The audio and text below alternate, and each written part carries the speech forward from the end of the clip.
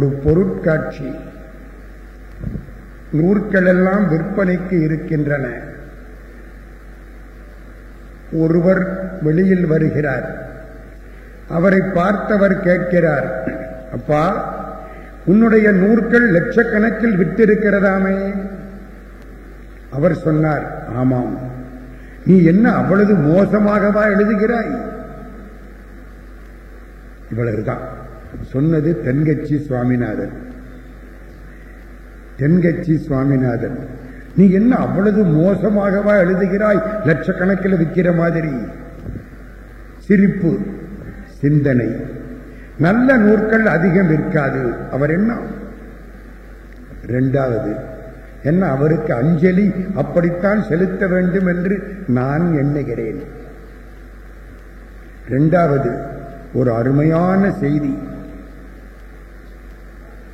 ஒரு கோடீஸ்வரர் கோடிக்கணக்கில் பணம் வச்சிருக்கார்.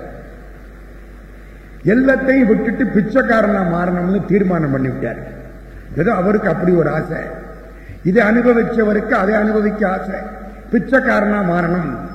என்ன செய்யலாம்? ஒரு ஆள் சொன்னார், சினிமா படம் எடுங்கள். சினிமா படம் எடுத்தார். கோடி கோடியா வசூல் ஆயிடுச்சு. வம்பால போச்சு. இன்னொருத்தர் சொன்னார், குளம் வெட்டுங்கள் கோயிலுக்கு. குளம் வெட்டினார், புதையல் கிடைச்சிருச்சு. என்ன நம்மள்கிட்ட உள்ள காசு குறைய மாட்டேங்குது. மூணாவது ஆள் சொன்னார், கல்லூரி கட்டுங்கள். கல்லூரி கட்டினார். எல்லா பையனும் லட்சக்கணக்கில் பணம் கொடுத்து பணம் அதிகமா சேர்ந்து வச்சு. கல்லூரிக்கு மாணவன் தாமதமா வந்தானா ஆசிரியர் கேட்டாரா, ஏண்டா லேட்டுன்னு. பையன் சொன்னானா, சார் அதெல்லாம் கேட்காதீங்க, நான் 5000 ரூபாய் பணம் கொடுத்து பிகாம் சீட்டு வாங்கியிருக்கேன். வாத்தியார் சொன்னாரா, உட்கார்றா முட்டா பயலே, நான் 5 லட்சம் ரூபாய் கொடுத்து வேலை வாங்கியிருக்கேன். பணம் சேர்ந்து போகுமா இல்லையா? கல்லூரி கட்டினார், பணம் சேர்ந்து போச்சு. இப்ப என்ன செய்கிறது? ஒரு காரியம் செஞ்சாராம், பிச்சைக்காரன் ஆயிட்டாராம். தென்கட்சி சுவாமிநாதன் நிறுத்துறார். என்ன செஞ்சார்? ஆன்மீக பத்திரிகை தொடங்கினார், எல்லாம் போச்சு. ஒரு ஆன்மீக பத்திரிகையினுடைய தொடக்க விழாவில் பேசுறார். எப்படி இருக்கு? ஆன்மீக பத்திரிகை தொடங்கினார், எல்லா பணமும் போச்சு. சிரிப்பும் இருக்கு, சிந்தனையும் இருக்கு. பார்க்கிற போது தெரியுதா இல்லையா? அப்படி கொடுத்த புண்ணியவான் தென்கட்சி சுவாமிநாதன்.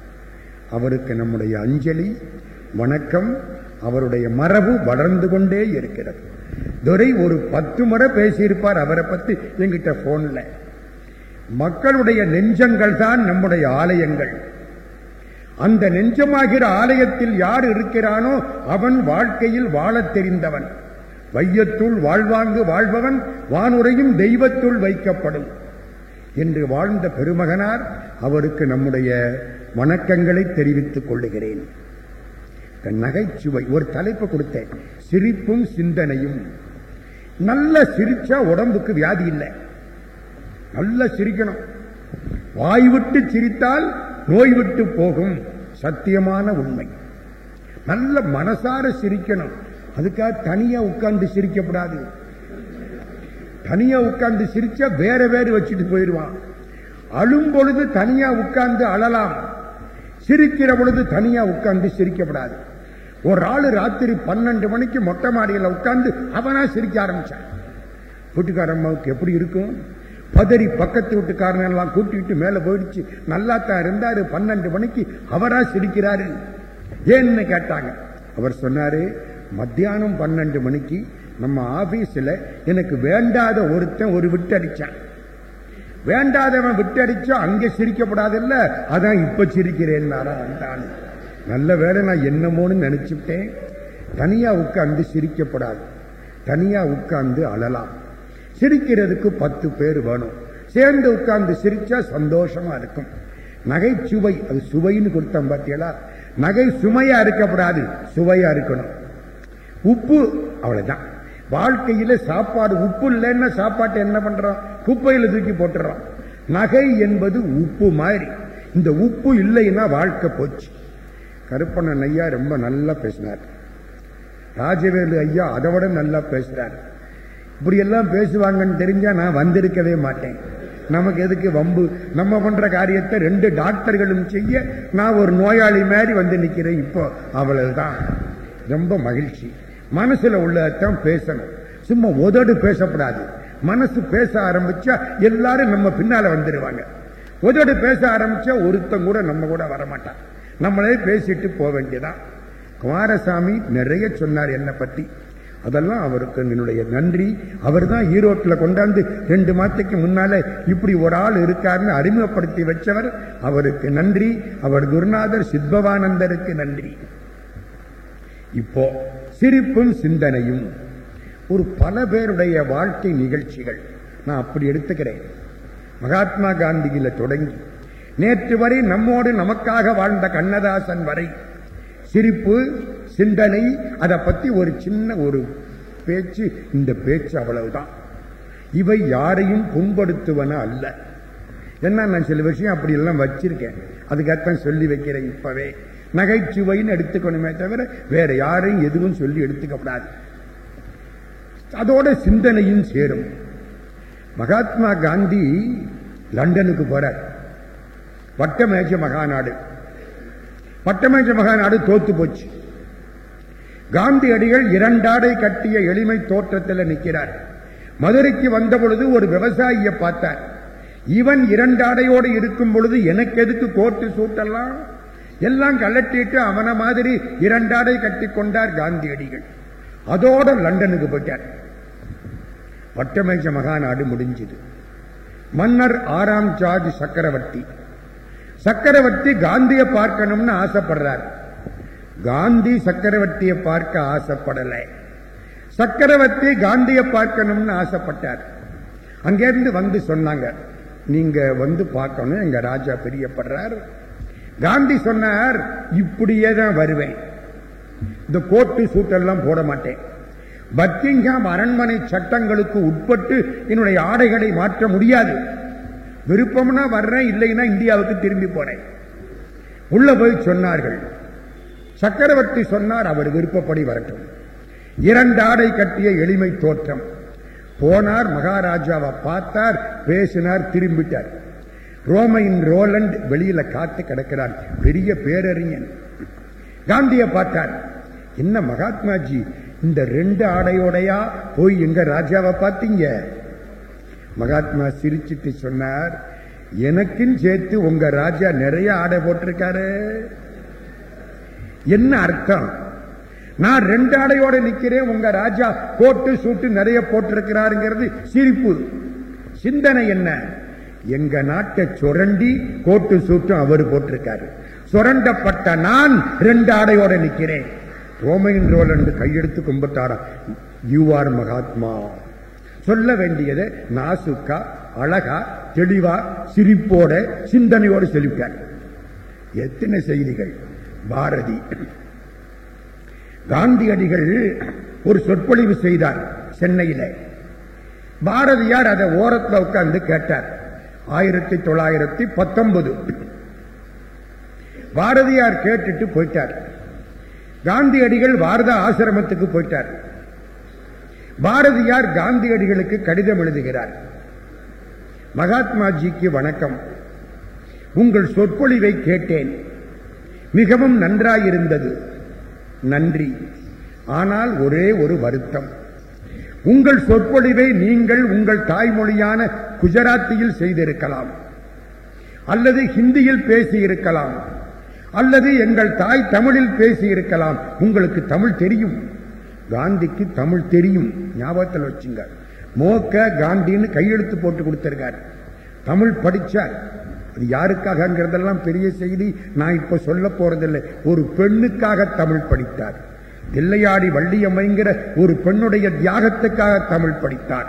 நான் அங்கெல்லாம் இப்ப போறதுக்கு எனக்கு நேரம் இல்லை. உங்கள் தாய்மொழியாகிற தமிழில், எங்கள் தாய்மொழியாகிற தமிழில் பேசி இருக்கலாம். ஆனால் எந்த அந்நியனை விரட்ட வேண்டும் என்று நாம் எண்ணுகிறோமோ அவனுடைய ஆங்கிலத்தில் ஏன் பேசினீர்கள்? கேட்டது பாரதி. யார? காந்திய. காந்திக்கு கடிதம் போய்விட்டது. இந்த கடிதத்துக்கு பதில் போடுறார் காந்தி. அந்த காலத்தில் கடிதம் எல்லாம் இருந்துச்சு. ஒருத்தருக்கு ஒருத்தர் கடிதம் எழுதினோம், பதில் வாங்கினோம். இப்ப கடிதாசி எல்லாம் கிடையாது. ஆளாளுக்கு பையில ஒண்ணு வச்சிருக்கோமா இல்லையா? நாங்க இப்படி சொல்றது, வீடு வரை லேண்ட்லைன், வீதி வரை ஹேண்ட்போன், காடு வரை செல்லு, கடைசி வரை பில்லு. நான் ஒருத்தன் அது மாதிரி கையில ஒரு செல்லு வச்சிருக்கோம், எல்லாத்துக்கும் பேசிக்கிறோம். அப்படித்தானே? டூ வீலர்ல போறவன் இந்த வந்துட்டேங்கிறான், சடார்னு ஆக்சிடென்ட் முடிஞ்சு போச்சு. எனக்கு இப்பத்தான் தெரியுது இந்த வந்துட்டேன்னு யார்கிட்ட சொல்லி இருக்கிறான்னு. ஆகுதா இல்லையா? காந்தியடிகள் பதில் போட்டார் பாரதிக்கு. மிஸ்டர் பாரதி, உங்கள் கடிதம் கிடைத்தது, நன்றி. நான் ஆங்கிலத்தில் பேசியது தவறுதான், பொறுத்துக் கொள்ளுக. அதான் மகாத்மாஜி. அது கீழே ஒரு வரி, மிஸ்டர் பாரதி, உங்கள் கடிதத்தை நீங்கள் உங்கள் தாய்மொழியாகிற தமிழில் எழுதியிருக்கலாம், என் தாய்மொழியாகிற குஜராத்தியில் எழுதியிருக்கலாம், உங்களுக்கு ஹிந்தி தெரியும், ஹிந்தியிலாவது எழுதியிருக்கலாம், ஏன் ஆங்கிலத்தில் எழுதினீர்கள்? மகாத்மாஜி கேட்கிறார். இப்ப பாரதி பதில் சொல்ல போறார். பதில் கடிதாசி போட்டார். நான் ஏன் தமிழில் எழுதவில்லை என்று கேட்டிருக்கின்றீர்கள். மகாத்மா அவர்களே, அடுத்தவன் மனத்தை துன்புறுத்தக்கூடிய செய்திகளை சொல்லும் பொழுது என் தாய் தமிழை நான் பயன்படுத்த மாட்டேன். புரிஞ்சு போச்சு. மகாத்மா பதிலே போடல. இப்படி ஒரு ஆள் இந்த நாட்டில் இருந்திருக்கா? தமிழ் தமிழ் தமிழ், சாவில் தமிழ் படித்து சாக வேண்டும், என் சாம்பல் தமிழ் மணந்து வேக வேண்டும், யாகானும் நாடாமால் ஊராமால் என்னொருவன் சான்றுணையுங்கல்லாதவாறு என்று வாழ்ந்திருக்கிறார் என்றால் நமக்கு கேட்கிறதுக்கு சுவையா இருக்கு. ஓ, இப்படி ஒரு பாரதி வாழ்ந்த நாட்டில் நாம் வாழ்கிறோம். நகைச்சுவை, அதோட சில சிந்தனைகள். வின்ஸ்டன் சர்ச்சில் ஒருத்தலா வர்றேன். இங்கிலாந்தில் பிரதமர் கையை எப்படி காட்டுவாராம். நீங்க நான் எந்த கட்சிக்கோ பிரச்சாரம் பண்றதா தப்பா நினைச்சிடப்படாது. வி ஃபார் விக்டரி, வெற்றின்னு காட்டுவாராம். ஜெர்மனியினுடைய பெயரை தேசப்படத்தில் இருந்து அழித்து விடுகிறேன் என்று சொல்லாமல் செய்தவர் வின்ஸ்டன் சர்ச்சில். ஹிட்லர் சொன்னா யூகேயை அழிச்சு விடுறேன்னா, யுனைடெட் கிங்டம், இங்கிலாந்து அழிச்சு விடுறேன்னு சொன்னா அழிக்க முடியல. ஆனா ஜெர்மனியை ஒண்ணுமில்லாம ஆக்கிவிட்டார் வின்ஸ்டன் சர்ச்சில். சர்ச்சில் பிபிசியில பேச போறார். பேச்சு முன்னாலேயே தீர்மானிக்கப்பட்டு டேப் மூலம் எடுத்துக் கொள்ளப்பட்டு விட்டது. இன்னைக்கு ராத்திரி 8 மணிக்கு பிரிட்டிஷ் பிராட்காஸ்டிங் கார்பரேஷன் பிபிசியில பேச போறார் நம்முடைய வின்ஸ்டன் சர்ச்சில். சர்ச்சிலுக்கு ஆசை, தன் பேச்ச கேட்கணும்னு ஆசை இருக்குமா இருக்காதா? இங்க இருந்து புறப்பட்டார். ஆபீஸ விட்டு புறப்பட்டார். கரண்ட் ஆஃப் ஆயிடுச்சு. காரை எடுக்க போனார். கார் ஸ்டார்ட் ஆகல. அந்த நாட்டிலையும் அப்படித்தான் இருக்கும் போல இருக்கு. லண்டன்ல வெளியில வந்தார். ஒரு டாக்ஸிக்காரன் நிக்கிறான். டாக்ஸின்னு கூப்பிட்டார். டாக்ஸிக்காரன் வந்தான். இன்னிடத்துக்கு போகணும், வர்றியான்னார் வின்ஸ்டன் சர்ச்சில். பிரதம மந்திரின்னு அவனுக்கு தெரியல. இருட்டுக்குள்ள நிக்கிறார், கரண்ட் இல்ல. எங்க போகணும்னு கேட்டான். எடுத்த சொன்னார். நான் வரமாட்டேன். ஏன் வரமாட்டேன்? அது ரொம்ப தூரம் போகணும். எங்க பிரதமர் வின்ஸ்டன் சர்ச்சில் இன்னைக்கு ராத்திரி 8 மணிக்கு பிபிசியில பேச போறார். நான் எங்க வீட்டுக்கு போய் அதை கேட்கணும். உங்களை அழைத்துக் கொண்டு செல்வதானால் என்னால் அதை கேட்க முடியாது. நான் வரமாட்டேன். சர்ச்சிலுக்கு ஒரு பக்கம் மகிழ்ச்சி, ஒரு பக்கம் வருத்தம். மகிழ்ச்சி என்ன? நமக்காக ஒரு சவாரியை கூட விட்டுட்டு நம்ம பேச்ச கேட்க ஆசைப்படுறானே, மகிழ்ச்சி. நம்மளை ஏற்றிட்டு போக மாட்டேங்கிறானே, வருத்தம். ஒரு நாணயத்தின் இரு பக்கங்கள் மாதிரி. சர்ச்சில் ரொம்ப கெட்டிக்காரர். பையில கைய விட்டார். 20 பவுண்டு நோட் எடுத்தார். ஒரு பவுண்டு இன்னைக்கு 78 ரூபாயே என்னவோ. இங்கிலாந்து நாட்டு நாணயம் பவுண்டு சுமார் 78 ரூபாய். யோசிச்சு பாருங்க. 20 பவுண்டு எடுத்து நோட்டை கையில வச்சார். வாங்கினான். ஏறுங்க சார்னா. ஏப்பா பிரதமர் பேச்ச கேட்கலையா? சர்ச்சில் கிடக்கிறார் சார். யாரு 20 பவுண்டு கொடுப்பா? முடிஞ்சு வச்சு. 20 பவுண்டு முக்கியமா, வின்ஸ்டன் சர்ச்சில் முக்கியமா? பணம் தான் முக்கியம். ஈசனும் ஈசனார் பூசையும் தேசத்தில் காசுக்கு பின்னால. கோயில்ல சாமிக்கு கூட பேர் வைக்கிறான் தெரியுமில்ல. அவர் பணக்கார சாமி, இவர் ஏழை சாமி. இந்த அநியாயத்தை எங்க போய் சொல்றது? கடவுள்ல என்னையா பணக்கார சாமி ஏழை சாமி? வசதி இருந்தா அவர் பணக்கார சாமி, கொஞ்சம் அசதியா இருந்தா அந்த கோயில் சாமிக்கு பேர் ஏழை சாமி. இந்த அநியாயம் நம்ம நாட்டில் தான் உண்டு. அப்ப வின்ஸ்டன் சர்ச்சில் என்ன சொல்றார்? நல்ல பணத்தை சம்பாதிக்கணும், செய்க பொருளை திருவள்ளுவர். நல்ல வழியில இந்த மாதிரி செலவழிக்கணும்.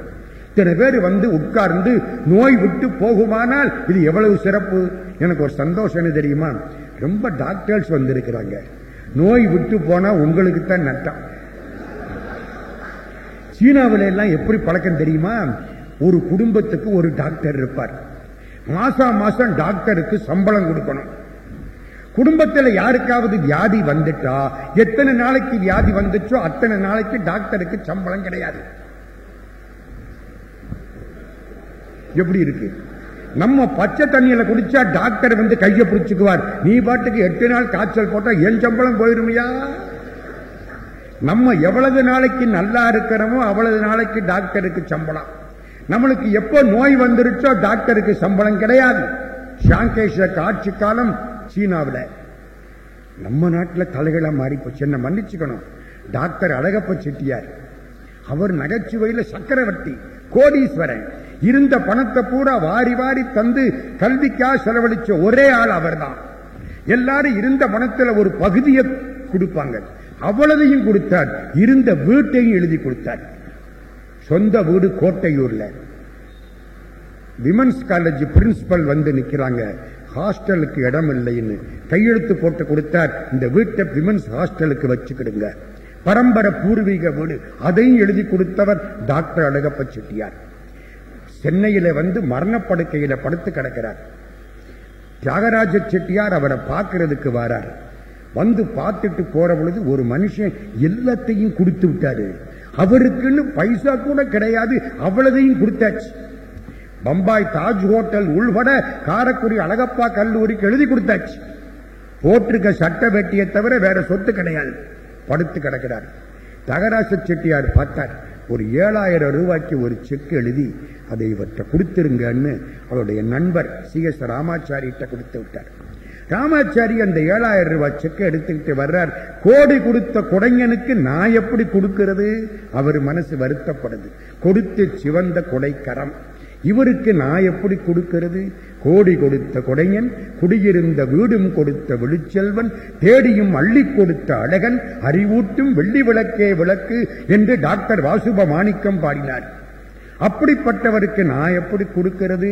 இந்த கையில் இருந்த செக்கை தலைமாட்டில் வச்சுட்டு போயிட்டார். அழகப்பர் பார்த்துட்டார். ஏதோ செக்கு கொடுத்திருக்காங்க, நம்ம நிலைமை தெரிஞ்சு எடுக்கல. 1/2 மணி நேரம் ஆச்சு. வேப்பேரி ஹைஸ்கூல் ஹெட் மிஸ்ட்ரஸ் அந்த அம்மா வர்றாங்க. டாக்டர் செட்டியார் எப்படி இருக்கிறீங்க? இருக்கிறேன்மா. வச்சுட்டா இனிமே பிடிய முடியாது. 4வதா ஒருத்தர் மோட்டார் பைக்கில் வந்து இறங்கினார்.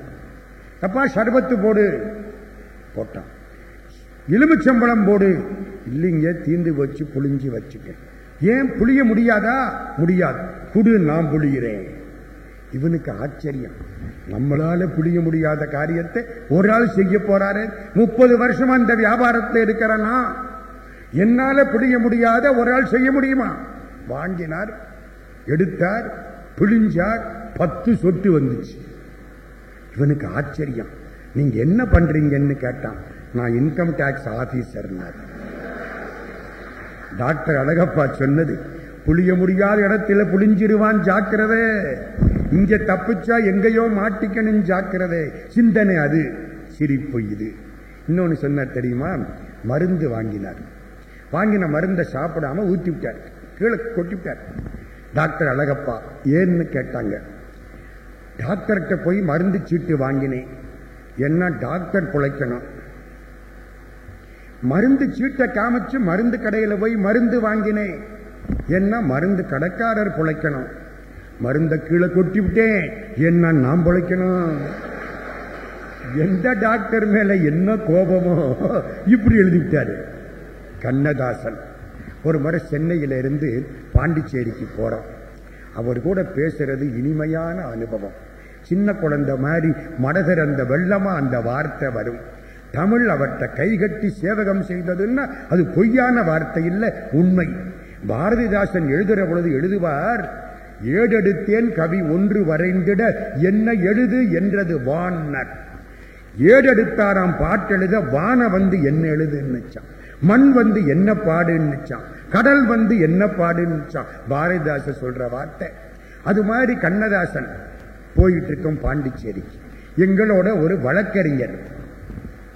எங்களுக்கு கண்ணதாசன் பேச்ச கேட்கணும்னு ஆசை. இந்த வழக்கறிஞருக்கு அவர் அறிவை எல்லாருக்கும் தெரியப்படுத்தணும்னு ஆசை. எப்ப என்னை பத்தியே நான் அதிகம் பேசுறேனோ அப்ப நான் முட்டாள் ஆயிடுவேன். அடுத்தவங்களை பாராட்டி பேசினால் நான் கெட்டிக்காரன் ஆயிடுவேன். இவர் வக்கீல் ஐயா அவரை பத்தியே சொல்லிக்கிட்டு வராரு. அழுத்து சலிச்சு போச்சு எல்லாருக்கும். போதும் போதும்னு ஆகி போச்சு. கண்ணதாசன் பேசாம இருந்தாரு, நெடுஞ்சாரு. அப்புறமாவது புரியணும் இல்ல, வக்கீல் ஐயா விடாம பேசுறாரு. கோர்ட்ல தான் பேச முடியல, வாய்தா வக்கீலா போச்சு, இங்கேயாவது பேசிடுவோம்னு பேசிக்கிட்டே இருக்காரு. கண்ணதாசன் நான் ஒரு கதை சொல்லட்டுமான்னார்.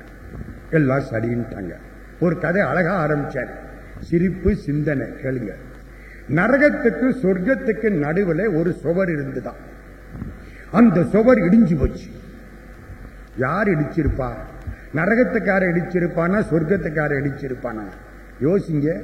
நரகத்துக்காரன் தான் இடிச்சுட்டு சொர்க்கத்துக்கு வர ஆசைப்பட்டிருப்பான். சொர்க்கத்துக்காரன் நான் இடிச்சுட்டு நரகத்துக்கு போக ஆசைப்படுவான் மாட்டான். தப்பு பண்ணது நரகத்துக்காரன். நான் இடிக்கலைங்கிறான் நரகத்துக்காரன், சொர்க்கத்துக்காரன் நான் இடிக்கலைங்கிறான். ரெண்டு பேருக்கும் சண்டை வந்துருச்சு. காலையில் சொர்க்கத்துக்காரன் சொன்னா நான் கோர்ட்ல போய் கேஸ் போடுவேன். நரகத்துக்காரன் சொன்னா அதான் உன்னால முடியாது. என்ன சொர்க்கத்துக்காரன் ஏண்டான்னு கேட்டான். நரகத்துக்காரன் சொன்னா கேஸ் போடுறதுக்கு வக்கீல் வேணும், எல்லா வக்கீலும் எங்கள்கிட்ட இருக்கிறாங்க. அதுக்கப்புறம் அந்த வக்கீலையா வாய துறக்கல. என்ன என்ன வார்த்தை, நறுக்குன்னு விழுந்துருச்சு வார்த்தை. நரகத்தில் பொய் சொல்ற ஆளு வேற என்ன? விடிஞ்சு அந்திரிச்சா பொய்யா சொன்னா எப்படியா சொர்க்கத்துக்கு போக முடியும்? கவியரசு கண்ணதாசன் எத்தனை நிகழ்ச்சிகள். அவர் மட்டுமே இன்னைக்கு பூரா பேசலாம். புதுசா கல்யாணம் ஆனிச்சு, கணவன் மனைவி, ஆசை 60 நாள், மோகம் 30 நாள், மொத்தம் 90 நாள். ஒன்னு பார்த்துக்கிட்டு உட்கார்ந்து இருக்கிற இனிமையான காலம். நம்ம டாக்டர்கள் 2 பேரும் இப்போ மலரும் நினைவுகளை பேசுறாங்கல்ல. இந்த கல்லூரி தூக்கம், அப்பத்தான் டாக்டர் தூங்கலாம்.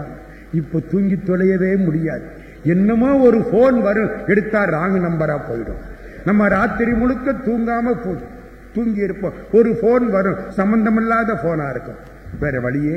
அப்பத்தான் வசதியா தூங்கலாம். அது மாதிரி கல்யாணம் ஆன புதுசு, கணவர் அலுவலகத்துக்கு போயிட்டார். மனைவிக்கு ஒரு ஆசை, சாயந்தரம் இந்த மனுஷனுக்கு என்ன மாதிரி ஒரு டிஃபன் பண்ணணும். என்ன டிஃபன் பண்ணலாம்? அவளுக்கு தெரிஞ்சது வடை. ஒரு புத்தகம் வச்சிருக்கா. புத்தகம் சமைத்து பாருங்கள்னு எழுதியிருக்கான். சமைத்து சாப்பிடுங்கள் இல்லை, புரிஞ்சுங்க, சமைத்து பாருங்கள், அவ்வளவுதான். அந்த புத்தகத்தை வாங்கிட்டு வந்துட்டா. வடை தயாரிப்பது எப்படி பூரா படிச்சுட்டா. ஒழுங்கா பண்ணலாம், நல்லதுதான். பிடி உப்ப போடுங்கிற இடத்துல படி குப்பை போடுன்னு போட்டிருந்தா போட்டிருப்பா. நல்ல வேலை அச்சுப்பொலை கிடையாது. அதுவும் கண்ணதாசன் தான் சொன்னாரு. நம்ம ஊர்ல படிச்சவன்னா யாரு தெரியுமான்னாரு. எல்லாரும் யாருன்னா பொள்ளாச்சின்னு எழுத சொன்னா புள்ளத்தாச்சின்னு எழுதுறாங்க. இவன் எல்லாம் படிச்சவன்னாரு. பொள்ளாச்சியில ஒரு கவியரங்கத்துல இருக்கட்டும். புத்தகத்தை வாங்கிட்டு வந்து இந்த பொண்ணு பூரா படிச்சு வடை தயார் பண்ணணும். உளுந்து வாங்கி வந்து அரைச்சு எல்லாம் பண்ணி வடை தயார் பண்ணிடுச்சு. ஒரு 20 வடை, 2 பேர் தானே, 20 வடை. 20 வடையும் நல்லாவே இருக்கு, தப்பில்லை. 2 வடையை அந்த பொண்ணு எப்படி இருக்குன்னு சாப்பிட்டு பார்த்தது, நல்லா இருக்கு. 2 வடை ஜீனி தொட்டு சாப்பிட்டது, ரொம்ப நல்லா இருக்கு. ஒரு 3 வடை சாம்பார்ல போட்டு சாப்பிட்டது, ரொம்ப ரொம்ப நல்லா இருக்கு. ஒரு 4 வடை தயிர்ல போட்டு சாப்பிட்டது, ரொம்ப நல்லா இருக்கு. ஒரு 5-6 வடை ரசத்துல போட்டு சாப்பிட்டது, ரொம்ப நல்லா இருக்கு. 2-3 வடை அவரை நினைச்சுக்கிட்டே சாப்பிட்டது. கடைசி ஒரு வடை மிச்சம் அந்த ஆளுக்கு. 20ல் 19 போச்சு. நல்லா இருந்தா சாப்பிட வேண்டியதுதானே, என்ன தப்பு? இன்னைக்கு நம்ம நாராயண வீட்டில் அந்த ஆட்சி சாப்பாடு போட்டாங்க, அருமையான சாப்பாடு.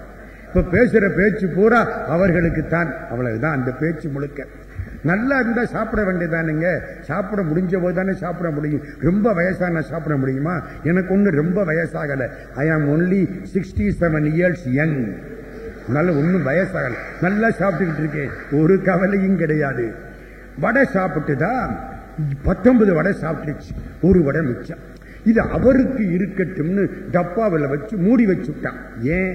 திறந்திருந்தா அதையும் சாப்பிடணும் போல இருக்கு, மூடி வச்சாச்சு. அவரு அன்னைக்கு சென்னைக்கு போயிட்டார், ஈரோட்டில இருந்து சென்னைக்கு போயிட்டார். 3 நாள் கழிச்சு திரும்பி வராரு. வடை அது வரைக்கும் உள்ள அவருக்காக தவம் செய்கிறது. இன்று வருவாரோ, நாளைக்கே வருவாரோ, அல்லது மற்ற என்று வருவாரோ தவம் செய்யுது. 3 நாள் கழிச்சு வந்தாரா, அப்படி எடுத்து பிச்சு பார்க்க, வடையை எடுத்து அவர் கையில் இந்த பொண்ணு கொடுக்க, இந்த வடையை அப்படி வாங்கி இந்த பையன் பிச்சான். அது உள்ளுக்கு என்னமோ உறவாடுது, புரியுதா? இழுக்க இழுக்க இழுத்துக்கிட்டே வருது. சிரிப்பு வரல இவனுக்கு. இந்த பொண்ணை பார்த்தா அவர் ரொம்ப பயந்தவர். அழகா சொன்னா, என்னங்க ஊசி இருச்சான்னா? ஊசி போச்சாங்கிறமில்ல, ஊசி இருக்கான்னா. என்ன மாதிரி முட்டா பயலா இருந்தா, ஆமா ஆமா நீ பண்ணது எப்பவும் அப்படித்தான் இருக்கும் அப்படின்னு சொல்லி அவ கூட சண்டை போட்டு ஹோட்டலுக்கு போய் இதை விட மட்டமானதை வாங்கி சாப்பிட்டு வந்திருப்பேன். அவன் கெட்டிக்கார புருஷன். ஒட்டுனான். ஊசி மட்டுமில்ல, நடுவில் நூலும் இருக்குன்னா, ஒட்டிட்டு தையலுக்கு உதவும் வச்சுக்கோன்னா. என்ன அர்த்தம்? ஊசி மட்டும் இல்ல, நடுவில் நூலும் இருக்குன்னா ஊசி போச்சுன்னு அர்த்தம். தையல்னா பெண்ணுன்னு அர்த்தம். தையலுக்கு உதவும், ஊசிக்கு நூலும் இருந்தா தைக்கலாம்னு ஒரு அர்த்தம். தையல்னா பெண்ணு. தையல் சொல் கேளேல் ஔவையார், தையலை உயர்வு செய் பாரதி. ரெண்டும் அப்படியே வித்தியாசம். ஔவையார் ஒரு பெண்ணு, அவ தையல் சொல் கேளேலுங்கிறா, பெண் வார்த்தையை கேட்காதே. பாரதி வந்தா அதெல்லாம் கிடையாது, ஆத்திசூடிய மாத்தி போடு, தையலை உயர்வு செய்யினா. தையல்னா பெண்ணுன்னு அர்த்தம். தையலுக்கு உதவும்னா நீ சாப்பிடுன்னு அர்த்தம். நகைக்கு நகை, சுவைக்கு சுவை.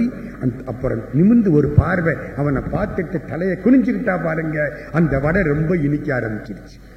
அதான வாழ்க்கை. இதெல்லாம் கண்ணதாசன் சொன்னது. இன்னொன்னு கேளுங்க, ஒரு மடாதிபதி 100 போற பொழுது நிறைய பேசிக்கிட்டே வருவார். அதெல்லாம் எங்களுக்கு கொடுத்து வைக்கல. 57 வயசுல இறந்து போயிட்டார். இருந்திருந்தா எவ்வளவோ சாதிச்சிருப்பார். கொடுத்து வச்சது நமக்கு அவ்வளவுதான். ஒரு செய்தி சொன்னேன். அடுத்த 2வது செய்தி, ஒரு மடாதிபதி. அந்த மடாதிபதி 100 கவிஞர்கள் மகாநாடு கூட்டினார். 100 கவிஞர்கள் வந்து உட்கார வேண்டும். 100 சேர் போட்டு எல்லா ஊரு பேரும் எழுதிவிட்டார். இதுல ஈரோட்டுக்காரர் இருக்கணும், அங்கே சேலத்துக்காரர் இருக்கணும், அங்கே வந்து நாமக்கல்காரர் இருக்கணும். அந்தந்த கவிஞர்கள் எல்லாம் வந்து உட்கார்ந்தாங்க. ஒரு சேர் மட்டும் ஒரு ஆள் வரல. மடாதிபதி அங்கிருந்து கம்பீரம் அப்படி வந்து பார்க்கிறார். யார் வரலன்னு கேட்டார். இந்த கும்பகோணத்துக்கு பக்கத்தில் கடைமடைன்னு ஒரு ஊர். கடைமடைங்கிற ஊர்க்கார வரலைன்னா பக்கத்தில் இருக்கிற அசிஸ்டன்ட். மடாதிபதி பார்க்கிறார். அப்பதான் அந்த கவிஞர் உள்ள வர்றார். கவிஞனை என்னைக்கும் திட்டக்கூடாது, கவிஞனை கோபிச்சுக்க கூடாது. ஏன்? திரும்ப அங்கிருந்து 10 மடங்கு வந்துடும்.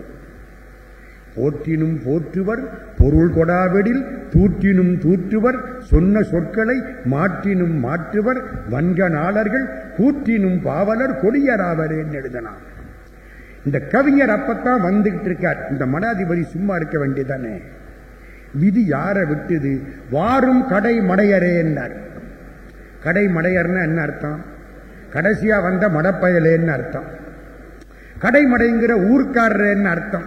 வாரும் ஈரோட்டுக்காரருங்கிறமில்ல, அது மாதிரி வாரும் கடை மடையரே. இவருக்கு கோபம் வந்துருச்சு கவிஞனுக்கு. என்ன கோபம்? என்ன திட்டுனா பரவாயில்ல, இருக்க 99 107 பேரையும் திட்டான். ஏன்? நான் கடைசியா வந்த மடையன்னா மற்றவன் எல்லாம் முன்னால வந்த மடையன்னு அர்த்தம். புரிஞ்சுக்கணுமா இல்லையா? 50 பேர் உட்கார்ந்து இருக்கிறாங்க. ராமசாமின்னு ஒருத்தர் உட்கார்ந்து இருக்கார். நான் போறேன், good morning gentleman, good morning Ramasamy அப்படின்னா என்ன அர்த்தம்? Ramasamy is not a gentleman அர்த்தம். நீதான் குட் மார்னிங் ஜென்டில்மேன் சொல்லிட்டு, அப்ப ராமசாமியவ அதுல சேர்க்க வேண்டியதானே. தனியா குட் மார்னிங் ராமசாமின்னா என்ன அர்த்தம்? நீ அதுல சேராத ஆள்றான்னு அர்த்தம். அது மாதிரி நீ கடைசியா வந்தவன்னா மற்றவனெல்லாம் முன்னால வந்த மடையன்னு அர்த்தம். கவிஞனுக்கு கோபம் வந்து விட்டது. என்னை கருவியாக்கி கொண்டு இந்த மடாதிபதி 107 பேரையும் திட்டி இருக்கிறான். நான் ஒழுங்கா வந்திருந்த அந்த திட்டு கிடையாது. திரும்பினார், பதில் சொல்லணும், அதோட மடாதிபதி வாயை மூடிக்கணும். என்ன கேட்டார்? வாரும் கடை மடையரே. ஆமாம் மடத்தலைவரே. போச்சு. மடத்தலைவர்னு என்ன அர்த்தம்? மடத்துக்கு தலைவர்னு ஒரு அர்த்தம், மடத்தனத்துக்கு தலைவர்னு ஒரு அர்த்தம். அதுக்கு மேல அவர் பேசல. வேணாண்ட அப்பான்ட்டு வெளியே போயிட்டாராம். இதெல்லாம் கண்ணதாசன் பேசுற பொழுது சொன்னது. வயசாகி போன ஒரு பெரியவர் டாக்டர் சொல்லிட்டாராம், வேணுங்கிறத கொடுமா பார்த்துக்கோ. அவருக்கு என்ன வேணும் கேளு, கொஞ்சம் பால் கொடு. என்ன சாக போறாரு, கொஞ்சம் பால் கொடு. அது என்னவோ பிறக்கிற போதும் பால் தான், போற பொழுதும் பால் தான். அப்ப பால் குடிக்குது, இப்ப பால் ஊத்த போறான், அவ்வளவுதான். இந்த பொண்ணு பார்த்தா பேத்தி, தாத்தாவுக்கு பால் கொடுக்கணும். தாத்தா கொஞ்சம் பேசுறாப்பல இருக்காரு, ஆனா சாப்பாடு இறங்கல. டாக்டர் பாலை சொட்டு சொட்டா கொடுன்ட்டாரு. இந்த பொண்ணு என்ன பண்ணுது, பேத்தி பொண்ணு ஒரு துணியில பாலை நினைச்சு வாயில சொட்டு சொட்டா ஊத்துது. முதல் சொட்டு ஊத்துன உடனே வாயை கப்புன்னு மூடிக்கிட்டாரு தாத்தா. இந்த பேத்தி கேட்கிறா, தாத்தா பால் கசக்குதா? என்னங்க தப்பு, பால் கசக்குதா? தாத்தா சொன்னாரு, நகைச்சுவை சக்கரவர்த்தி, பாலும் கசக்கல துணியும் கசக்கல என்னாரு. அது அழுக்கு துணி, ஒரு வெள்ளை துணியில ஊத்தி கொடுக்கப்படாதா? பாலும் கசக்கல துணியும் கசக்கல. அதான் சார் தமிழ். புரிஞ்சு வச்சு தாத்தா எந்திரிச்சு உட்கார்ந்துட்டாரு. நகைச்சுவையினாலே செத்து போனவனை எழுப்பலாம். வாயார சிரிச்சுட்டா நோய் போயிடும். எனக்கு காய்ச்சல் வந்தா மேடையில் போய் பேசுவேன், பேசிட்டு வந்தா காய்ச்சல் விட்டு போயிடும். எனக்கு டாக்டர் யாரு? நீங்க தான். முன்னால் உட்கார்ந்து இருக்கவங்க மகிழ்ச்சியோட பார்த்தா என்ன ஆகும்? வயசு குறையும். நான் உள்ள வர்ற பொழுது 67 வயசு, வெளியில போற பொழுது எனக்கு 27 வயசு தான். முகத்தை பார்க்கிறோம்ல, சிரிக்கிற முகத்தை பார்க்கிறோம்ல, அதான் சார் வாழ்க்கை. கண்ணதாசன் நிறைய சொன்னார். அப்படி ஒண்ணு. இன்னொரு இடம் பண்டிதமணி கதிரேச செட்டியார், ஒரு 7-8 பேர் வச்சிருக்கேன். அவங்களுடைய நகைச்சுவை. இப்போ நகைச்சுவை சினிமாவில் என்ன ஆகி போச்சு, ஒருத்தனை ஒருத்தன் அடிக்கிறதும் திட்டுறதும் சொன்ன வார்த்தையை திருப்பி சொல்றதும் நகையா போச்சு. நம்மளும் அதை பார்த்துட்டு பணத்தை கொடுத்துட்டு வர்றோம். பழைய காலத்தில் அப்படி இல்லை. அதுக்குள்ள ஒரு செய்தி இருக்கும். நகை சுவையா இருக்கும், சுமையா இருக்காது. பண்டிதமணி கதிரேச செட்டியார் மறைமலை அடிகள் வீட்டுக்கு போறார். எல்லாம் நடந்த செய்திகள், கற்பனை இல்லை. மறைமலை அடிகள் தனித்தமிழ் ஆர்வலர். அப்படி தனித்தமிழுக்கு பாடுபட்ட பெருமக்களை பார்க்க முடியாது. திருவிக்காவுடைய தமிழ் தாய் தமிழ், ஆனால் மறைமலையின் தமிழ் தந்தை தமிழ். எங்கள் தந்தையர் நாடு என்ற பேச்சினிலே ஒரு சக்தி பிறக்குது, மூச்சு நிலை பாருங்க. தந்தை தமிழ், மறைமலை தமிழ். மறைமலை அடிகளுடைய பொண்ணு நீலாம்பிகைன்னு பேரு. அவ சாப்பாடு பரிமாறுறா. பண்டிதமணி சாப்பிட்டுக்கிட்டு இருக்காரு. ரசம் போடுன்னாரு. சாப்பிட்றப்போ ரசம் சாப்பிட்றோம்ல, தமிழிலே முதல் எழுத்து ரான்னு வரக்கூடாது. ரசம்ங்கிறது தமிழ் சொல் கிடையாது, ரசனை வடமொழி சொல். ரசம் போடுன்னாரு பண்டிதமணி. ரொம்ப தமிழ் படித்தவர். அந்த அம்மா நீலாம்பிகை சொன்னா, ரசம்னு சொல்லப்படாது, மிளகுச்சாறுன்னு சொல்லணும்னா. நியாயம் தானே? தமிழ் தனித்தமிழ் பேசுற குடும்பம் இல்ல, மிளகுச்சாறுன்னு சொல்லு. இவர் கெட்டிக்கார மனுஷன். கருப்பாயி மிளகுச்சாறு ஊத்துனாரு. என்ன கருப்பாயிங்கிறீங்க? உன் பேரு நீல அம்பிகை. நீலம்னா கருப்பு, அம்பிகைன்னா ஆயி, நீலாம்பிகைன்னா கருப்பாயி. நீங்க ரசம்னே சொல்லுங்க, அதுவே ரசமா இருக்குன்ட்டா. புரிஞ்சு வச்சு நீங்க ரசம்னே சொல்லுங்க. இதுக்கு என் பேர கருப்பாயின்னு மாத்துவானே, இது வம்பா இருக்க. நீல அம்பிகை நீல அம்பிகையா இருந்துட்டு போகட்டுமே. ஒரு நாள் ஒரு வீட்டுக்கு பண்டிதமணி போறாரு. அந்த வீட்டு அம்மா இவ்வளவு பெரிய டம்ளர்ல பால் கொடுத்தாங்க. ஒரு அரைப்படி பால் இருக்கும், நல்ல கெட்டியான பால், ரொம்ப சுவையா இருக்கு, கொடுத்தாங்க. ஜீனி நிறைய போட்டு. பண்டிதமணிக்கு சுகர் எல்லாம் கிடையாது. தமிழ் பேச பேச அதெல்லாம் விட்டு போயிடும். கையோட பார்த்தார். அப்படியே 2 முறை பார்த்தார். என்னன்னு கேட்டான் அந்த அம்மா. ஒண்ணுமில்ல, பார்க்கடலில் சீனிவாசன் பள்ளி கொண்டிருக்கிறான். அந்த அம்மாவுக்கு ஒன்னும் புரியல. என்னடா பால் கொடுத்தா இப்படி சொல்லுதேன்? பார்க்கடல், நீ கொடுத்த பால் இருக்கே அரை டம்ளரா இல்ல, பார்க்கடல் அவ்வளவு பால் கொடுத்திருக்க. அது அவளுக்கு பாராட்டு. உள்ள எறும்பு கிடக்கு. எறும்பு ஜீனியில வாசம் பண்றது. சீனிவாசன் பார்க்கடலில் எறும்பு கிடக்கிறதுன்னு சொல்லாம சீனிவாசன் பள்ளி கொண்டிருக்கிறான். ஆமா, பார்க்கடல்ல சீனிவாச பெருமாள் தானே பள்ளி கொண்டிருப்பாரு. அவ பார்த்து கும்பிட்டாளாம். அப்ப சொன்னாலாம், அடிக்கடி பள்ளி கொண்டிருக்கட்டும், அப்பத்தான் இப்படி வார்த்தைகள் எங்களுக்கு கிடைக்கும். நியாயம்தானே? தேவன் இறந்து போயிட்டாரு. தேவன் யாரு தெரியுமா? நம்முடைய டி.கே. சிதம்பரநாதன் முதலியாருடைய பிள்ளை. டி.கே.சி. குற்றாலத்திலே வட்டத்தொட்டின்னு வச்சாரு.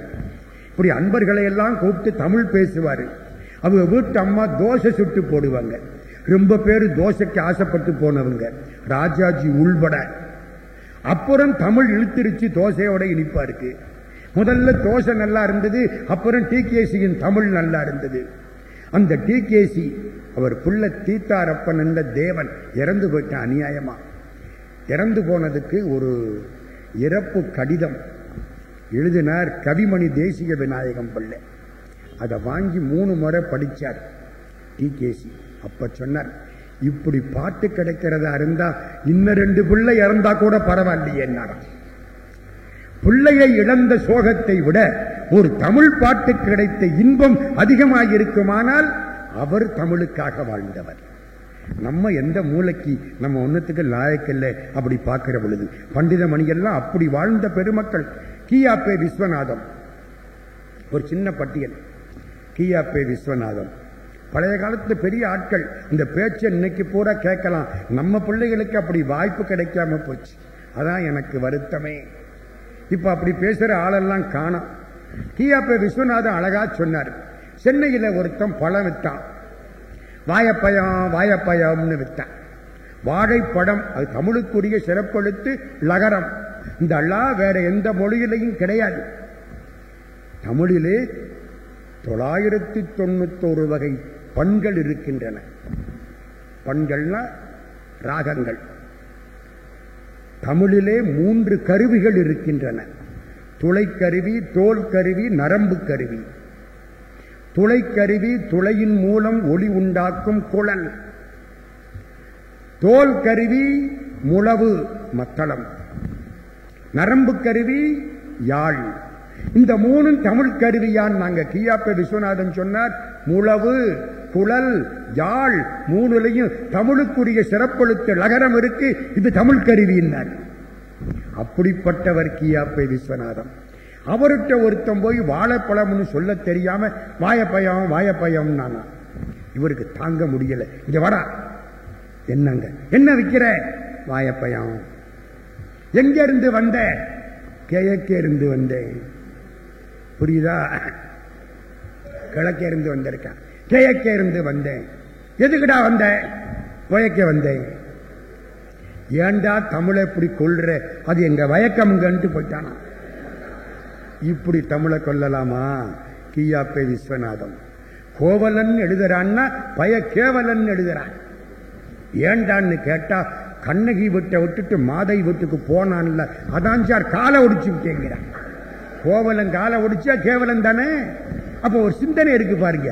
கோவலனை கேவலன் எழுதினா கூட பெண்டாட்டியை விட்டு விட்டு இன்னொருத்திட்ட போனா அந்த ஆள் காலை ஒடிக்கணும். அதான் சிந்தனை. இது சிரிப்பு, அது சிந்தனை. கீவா ஜெகநாதன் 76 பம்பாய்க்கு போறோம். பம்பாய் தமிழ் சங்கத்தின் வெள்ளி விழா. நாங்க ஒரு 10 பேர் போறோம். ஹேமமாலினி அவங்களுடைய வீட்டில் சாப்பாடு போடுறாங்க.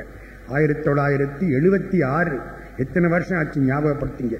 பொன்விழா கூட முடிஞ்சு போச்சு சங்கத்துக்கு. அதுக்கும் போயிட்டு வந்தேன். எல்லாரும் ஒரு வீட்டில் உட்கார்ந்து சாப்பிட்றோம். கீவாஜா நகைச்சுவை சக்கரவர்த்தி பேசுற பொழுதே ஓடியாரோம். அந்த வீட்டில் என்ன பண்ணாங்க, அந்த அம்மா காலையில் காப்பி கொடுத்தாங்க. காப்பி கொடுத்தா ரொம்ப சூடா இருக்கு. கீவாஜி அதை ஆத்துறாரு. அந்த அம்மா பக்கத்தில் வந்துட்டாங்க. ரொம்ப மரியாதை, பெரியவர், நான் ஆத்தி கொடுக்கட்டுமா? கீவாஜா நிமிர்ந்தாரு. எங்களுக்கு புரிஞ்சு போச்சு, என்னமோ சொல்ல போறாரு. ஏமா, நான் என்ன ஆத்த மாட்டாதவனா? ஆத்த மாட்டாதவன் என்ன அர்த்தம்? ஒன்னும் செய்ய முடியாத செயலற்றவன் அர்த்தம். இல்லை இல்லை, நீங்களே ஆத்திக்கிடுங்க. மத்தியானம் சாப்பிட உட்கார்ந்த வாழைப்பழம் போட்டிருக்காங்க, அப்பளம் போடலை. ஒரு ஆளு அப்பளம் சாப்பிடுற ஆளு. நம்ம சாப்பாட்டிலேயே ரொம்ப தப்பானது 2. ஒன்னு அப்பளம், இன்னொன்னு ஊறுகாய். இந்த ரெண்டையும் விட்டுட்டா டாக்டர்கிட்ட போக வேண்டாம். ரெண்டையும் சாப்பிட சாப்பிட டாக்டர் வீட்டில் குடியிருக்க வேண்டியதான். நம்ம சாப்பாட்டில் அப்பளமும் ஊறுகாயும். அப்பளம் போடலை. பக்கத்தில் உள்ளவர் அப்பளம் போடலையான்னார். கீவாஜா சொன்னார், இப்பழம் இருப்பின் அப்பளம் இல்லைன்னார். இப்பழம்னா எது? வாழைப்பழம். இந்த பழம் இருந்தால் அப்பளம் இல்லை. இப்பழம் இருப்பின் அப்பளம் இல்லை. கவிமணி தேசிக விநாயகம் பிள்ளை. உடம்பு பூரா சிரங்கு வந்துருச்சு. சிரங்குன்னா சொரிய முடியல, அப்படி சிரங்கு. சிரங்கு வந்தாத்தான் தெரியும் அதுல உள்ள துன்பம். அவ்வளவு உடம்பு முழுக்க காய்ச்சி போயிடும். அரிக்க அரிக்க அரிக்க சொரியணும் போல இருக்கும். சொரிய சொரிய புண்ணா போயிடும். ரொம்ப கஷ்டம். இந்த சிரங்க பத்தி ஒரு பாட்டு பாடினார் கவிமணி தேசிக விநாயகம் பிள்ளை. நகைக்கு நகை, சுவைக்கு சுவை. முத்து ஒரு சிரங்கு நீர் கோத்திருக்கு வெள்ளையா, அது முத்து மாதிரி இருக்கு. ஒரு சிரங்கு பவளம் மாதிரி சிவப்பா இருக்கு. ஒரு சிரங்கு வைரம் மாதிரி இருக்கு. ஒரு சிரங்கு மாணிக்கம் மாதிரி இருக்கு. ஒரு சிரங்கு பெருசா பதக்கம் மாதிரி இருக்கு. சிரங்குல இத்தனை வகை. சிரங்க பத்தி தமிழ் பாடுறார் கவிமணி. முத்து, பவளம், முழு வைரம், மாணிக்கம், பக்தி ஒளி வீசு பதக்கங்கள், நித்தம் சிரங்கப்பராயன் சிறியேன் எனக்கு தரங்கண்டு தந்த தனம். அவங்க தரத்துக்கு தகுந்தாப்புல அவங்களுக்கு பரிசு கொடுப்பாங்க. நம்ம தரத்துக்கு ஒருத்தர் வெண்கொற்ற கொடையே கொடுத்திருக்காரு. கொடுத்தாரா இல்லையா? இந்த கொடை எதுக்கு அடையாளம் தெரியுமா? மன்னனுடைய செங்கோலுக்கு சமானம் வெண்கொற்ற கொடை. வெண்கொற்ற கொடை என்பது நிழல். எல்லாருக்கும் நிழல் கொடுக்கிறேன்னு அர்த்தம். அவருக்கு ஒரு ஆசை, அவ்வளவு பேருக்கு நிழல் கொடுக்கணும்னு ஒரு கொடையை கொண்டாந்து கொடையா கொடுத்திருக்கார். அப்படித்தானே? கையில செங்கோல் இருக்கணும், முக்கியம். பாரதி இந்து மதாபிமான சங்கத்துக்கு வந்தார் காரைக்குடிக்கு. கையில ஒரு கோல் வச்சிருப்பார். இந்து மதாபிமான சங்கத்துல தான் அவருக்கு போட்டோ எடுக்கிறாங்க. முதல் அந்த போட்டோ தான். அந்த போட்டோவை ஒருத்தர் வந்து எடுக்கிற பொழுது பாரதிக்கு எடுக்கப்பட்ட ஒரே புகைப்படம் அதுதான். வேற புகைப்படமே கிடையாது. காரைக்குடி இந்து மத அபிமான சங்கம் புகைப்படம் எடுக்கிற பொழுது இந்த கேமராக்காரர் கையில பாரதி ஒரு கோல் வச்சிருக்காரு. ஐயா, அந்த கோலை ஊன்றி வையுங்கள்னார். பாண்டியா, அது கவிஞனுடைய செங்கோல், ஊன்றுகோல் அல்ல. அப்படி தூக்கி பிடிச்சாராம். உடனே பக்கத்தில் இருந்தவர் வெண்கொற்ற கொடை இல்லையே என்னாராம். புவியரசனுக்கு அது தேவை, கவியரசனுக்கு கோல் போதும் நானா. இந்த கொடையை பார்த்தா ஞாபகம் அங்க போகுது. அது ஒரு பக்கம் இருக்கட்டும். கவிமணி தேசிக விநாயகம் பிள்ளை உடம்பு பூரா சிரங்கு. சிரங்க பத்தி பாடுறாரு. ஊர்ல ஒருத்தருக்கு ஒரு மாதிரி பரிசு கொடுப்பாங்க. நம்மளை பார்த்து சிரங்கப்பராயனுங்கிறவரு இப்படி முத்து பவளம் எல்லாம் கொடுத்திருக்காரு. முத்து, பவளம், முழு வைரம், மாணிக்கம், பக்தி ஒளி வீசு பதக்கங்கள், நித்தம் சிரங்கப்பராயன் சிறியேன் எனக்கு தரங்கண்டு தந்த தனம். என் தரத்துக்கு தகுந்தாப்புல இப்படி கொடுத்திருக்காங்க. ராணுவம். ராணுவத்தில் ஒரு போட்டி, ஒரு நேர்முக தேர்வு. நேர்முக தேர்வு பண்றவங்களுக்கு பூரா ஆங்கிலம் தெரியும், ஹிந்தி தெரியாது. நேர்முக தேர்வுக்கு போற ஆளுக்கு ஹிந்தி தான் தெரியும், ஆங்கிலம் தெரியாது. இவன் கேட்கிறாங்க, இன்டர்வியூ பண்றாங்களே, என்னடா கேட்கிறாங்க சொல்லு, நான் அதுக்கு தகுந்தாப்புல இங்கிலீஷ்ல சொல்லணும், எனக்கு இங்கிலீஷ் வராது. முதல்ல போனவன் 2-3 பேர் போயிட்டு வந்துட்டான். வந்தவன் இவன் சொல்லிட்டான், 3 கேள்வி கேட்கிறாங்க. என்ன கேள்வி கேட்கிறாங்க? முதல் கேள்வி, வாட் இஸ் யுவர் ஏஜ்னு கேட்கிறாங்க. அப்படியா, நல்ல வேலை, வாட் இஸ் யுவர் ஏஜ். நான் என்ன சொல்லணும்? உன் வயசு 40 தானே, 40ன்னு சொல்லு. 40 years, 40 years, 40 years. முதல் கேள்விக்கு பதில் 40 years. இரண்டாவது கேள்வி, வாட் இஸ் யுவர் எக்ஸ்பீரியன்ஸ் கேட்கிறாங்க. எவ்வளவு காலம் உனக்கு அனுபவம்? எத்தனை வருஷம்? 19 வருஷம். வேண்டாம், ஒரு 15 வருஷம். 15 years, 40 years, 15 years, 40 years, 15 years. ரெடியா நிக்கிறான். மூணாவது கேள்வி என்ன கேட்கிறாங்க? Do you want food or pay? சம்பளம் வேணுமா, சாப்பாடு வேணுமான்னு கேட்பான். என்ன சொல்லணும்? போத், ரெண்டு வேணும். புரியுது இல்ல? சம்பளம் சாப்பாடு வேணும். ரெடி ஆயிட்டான். 40 years, 15 years, both. 40 years, 15 years, both. போயிட்டான். அங்க உள்ள ஆளு கேள்வியை மாற்றி தொலைச்சிட்டான். வாட் இஸ் யுவர் எக்ஸ்பீரியன்ஸ் கேட்டேன். நம்மால 40 years. My experience is only 30. எனக்கே 30 வருஷம் தாண்ட அனுபவம், உனக்கு 40 வருஷம் அனுபவம். Then what is your age? 15 years. இவன் அவனுக்கு கோபம் வந்துருச்சு. Either I must be a fool or you must be a fool. Both நம்மாளு ஒன்னா நான் முட்டா பயலா இருக்கணும், இல்ல நீ முட்டா பயலா இருக்கணும். போத் ஓடி போயிட்டு அந்திரிச்சவன். வேடிக்கை யோசிங்க. கேட்டா மனசுக்கு துன்பம் எல்லாம் ஓடி போயிடும். ஒரு பள்ளிக்கூடத்துக்கு இன்ஸ்பெக்டர் வந்தார். இன்ஸ்பெக்டர் இதுல என்ன சிந்தனை? முட்டாத்தனமா எதையாச்சும் கேள்விக்கு பதில் சொல்லப்படாது, திட்டம் போட்டு கேள்வியை புரிஞ்சுக்கிட்டு சொல்லணும். என் பேச்சு போற அப்படித்தான் ஞாபகத்தில் வச்சுங்க. ஒரு பள்ளிக்கூடத்துக்கு இன்ஸ்பெக்டர் வர்றாரு. எல்லா பையங்களும் உட்கார்ந்துருக்கான். அந்த காலத்து இன்ஸ்பெக்டர் வந்தா ரொம்ப பயம். இப்ப இன்ஸ்பெக்டருக்கு பையங்களை பார்த்து பயம். தலைகளா மாறி போச்சு, எல்லாம் தலைகளா மாறி போச்சு. முந்தி உரல் இருக்கும், குளவிதான் சுத்தும். இப்ப குளவி இருக்கு, உரல் சுத்துது. முந்தி பிள்ளைகளை தொட்டில போட்டா தொட்டில் இப்படி ஆடும். இப்ப சிங்கப்பூர்ல இருந்து ஸ்பிரிங் வந்துருச்சா, பைய மேல இங்கிலையும் போயிட்டு வர. முந்தி குழந்தை வேண்டும் என்று தாய்மார்கள் அரசை சுற்றினார்கள். இப்போ குழந்தை வேண்டாம் என்று அரசு தாய்மார்களை சுத்துகிறது. அதுவும் மாறிப்போச்சு. முந்தி ஆசிரியன் உட்கார்ந்து இருப்பான், மாணவன் நிற்பான். இப்ப மாணவன் உட்கார்ந்து இருக்க, ஆசிரியன் நிற்கிறான். எல்லாம் தலைகளா மாறிப்போச்சு.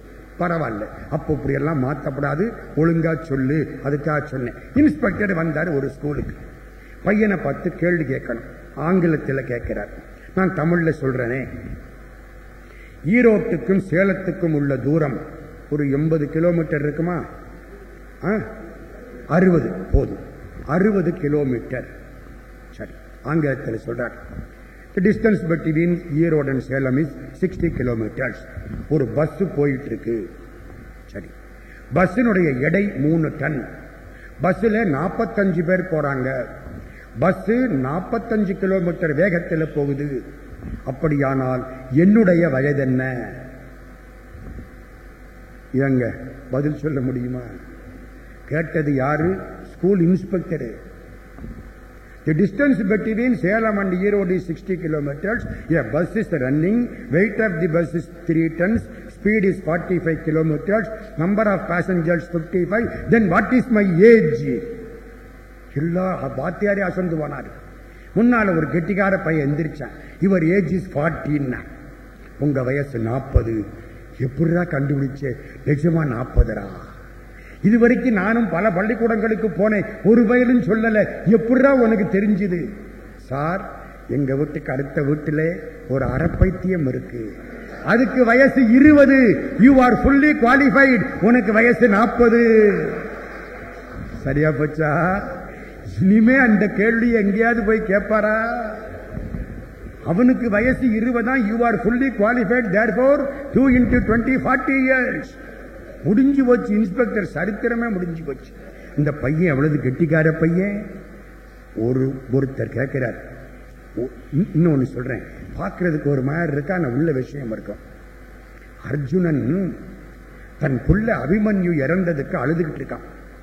ஒரு 30 செய்தி வச்சிருக்கேன், முடிஞ்சதை சொல்றேன், அவ்வளவுதான். அர்ஜுனன் அவன் புள்ள அபிமன்யு இறந்த போது அழுதுகிட்டு இருக்கான். கிருஷ்ண பரமாத்மா பக்கத்துல நிக்கிறார். அர்ஜுன் அழுததை பார்த்து இவருக்கும் கண்ணீர் வந்துருச்சு. அழுதுட்டார். அர்ஜுனனுக்கு ஆச்சரியம். கடவுள் பரந்தாமன், எல்லா கவலைகளுக்கு அப்பாற்பட்டவன், இன்பமும் துன்பமும் இல்லானே உள்ளானே, அப்படிப்பட்ட ஆளு அழுகிறார்னா என்ன அர்த்தம்? அர்ஜுனன் கேட்டான், கிருஷ்ணா, உன் மாப்பிள்ளை இறந்து போனதுக்காக அழுகிறாயா? என்ன, கிருஷ்ணனுடைய சகோதரியின் புள்ளதான் அபிமன்யு. அபிமனுடைய அம்மா கிருஷ்ணனுக்கு சகோதரி. அதனால உன்னுடைய மாப்பிள்ளை மருமக பிள்ளை இறந்து போயிட்டானேன்னு அழுகிறியா? கேட்டது அர்ஜுனன். கிருஷ்ண பரமாத்மா சொன்னாராம், அதுக்கு அழல, உனக்கு போய் பகவத்கீதை சொன்னமேன்னு அழுகிறேன். நான் ஆன்மாவுக்கு அழிவு கிடையாது, உடம்புக்குத்தான் அழிவு. இந்த சட்டையை கலற்றுவது போல ஆன்மா இந்த உடம்பு சட்டையை கலட்டிட்டு வேற சட்டை மாட்டிக்கொள்ளும் என்று 18 அத்தியாயம் உனக்கு போய் சொன்னேன். உன் புள்ள செத்து போச்சுன்னு அழுதுகிட்டு இருக்கிறியே, உனக்கு போய் பகவத்கீதை சொன்னேன்னு அழுகிறேன் நான். கிருஷ்ண பரமாத்மா எவ்வளவு பெரிய செய்தி, எவ்வளவு சாதாரணமா போச்சு. கண்ணதாசன் மறக்க முடியல, அடிக்கடி ஞாபகத்துக்கு வர்றாரு. யமதர்மராஜா ஒரு நாள் சொன்னாராம், இறந்து போனவங்க எல்லாருடைய நாக்குகளையும் வெட்டி போடுன்ட்டாராம். இறந்து போன உடம்புல இருந்து நாக்கையெல்லாம் வெட்டி போடு. எல்லாம் வெட்டி போட்டாங்களாம். யமதர்மராஜா பார்க்க வந்தாரா, இந்த ஓரத்தில் கிடக்கிற நாக்கெல்லாம் ரெட்ட நாக்கா இருக்கு. என்ன ரெட்ட நாக்கா இருக்கு? இது பூரா ஆளுங்கட்சிக்காரங்க. தேர்தலுக்கு முன்னால ஒண்ணு பேசுவான், தேர்தலுக்கு அப்புறம் ஒண்ணு பேசுவான். அதை செய்கிறேன் இதை செய்கிறேன், பின்னால வந்து அவன் செஞ்சானான்னு கேட்பான். ரெட்ட நாக்கு பூரா ஆளுங்கட்சி. ஓஹோ, சில நாக்கு துடிச்சுக்கிட்டு கிடக்கு. துடிக்குதே அது எதிர்கட்சிக்காரங்க, ஓஞ்சி பேசியே ஓஞ்சி போனவங்க. சில நாக்கு பேசாம கிடக்க அது ஓட்டு போட்ட நாங்க. புரிஞ்சு வச்சே கண்ணதாஸ், எவ்வளவு பெரிய செய்தி! ஆளுங்கட்சிக்காரனுக்கு ரெட்ட நாக்கு, எதிர்கட்சிக்காரனுக்கு என்ன சொன்னாலும் விடாம பேசக்கூடிய பேச்சு. எங்களுக்கு ஓட்டு போட்ட 5 வருஷத்துக்கு உரிமை போச்சு. அதை என்ன அழகா சொல்லிவிட்டாரு ஒரு நகைச்சுவை மூலம். பெர்னாட் ஷா ரயில்ல போறார். எத்தனை செய்தி அவருக்கு! ரயில்ல போறார். ஒரு புத்தகமே எழுதலாம் போல இருக்கு, அவ்வளவு செய்திகள். இந்த புண்ணியம் பூரா துரை அவர்களை சேரும். பெர்னாட் ஷா ரயில்ல போறார். டிக்கெட் இன்ஸ்பெக்டர் வந்து செக் பண்றாரு, டிக்கெட்டை காணும். இவர் மறதியான ஆளு, எங்கேயோ வச்சுட்டாரு. ஆப்சன்ட் மைண்டட் ப்ரொஃபஸர் கேள்விப்பட்டிருக்கீங்களா? கல்யாணம் ஆகி 3 புள்ள பிறந்திருச்சான். பண்டாட்டிய பார்த்து, சிஸ்டர் உங்களை எங்கேயோ பார்த்தாப்பல இருக்கேன் நான். விட்டா ஒரு அறை, 3 புள்ள பெற்று விட்டு சிஸ்டர் ஆகுது. Absent minded professor. அது மாதிரி பெர்னாட் ஷா டிக்கெட்டை எங்கேயோ வச்சுட்டாரு.